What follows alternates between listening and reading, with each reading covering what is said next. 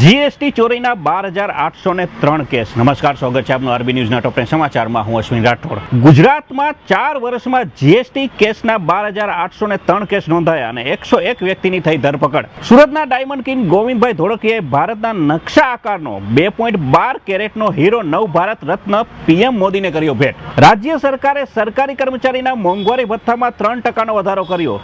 જુલાઈથી નવેમ્બરનું arrears ડિસેમ્બરના પગારમાં મળશે। UNESCO દ્વારા ભુજના સ્મૃતિવન અને મ્યુઝિયમનો દુનિયાના ટોપ 3 સંગ્રહાલયમાં સમાવેશ। દેવેન્દ્ર ફડણવીસ હશે મહારાષ્ટ્રના નવા મુખ્યમંત્રી। આજે સરકાર બનાવવાનો દાવો રજૂ કર્યો। પપ્પુ યાદવની સુરક્ષા વધારવા માટે તેમના નજીકના મિત્રોએ રચ્યું હતું ધમકીનું નાટક। કોરોના બાદ હવે દુનિયાને બ્લીડિંગ આઈ વાયરસનો ખતરો।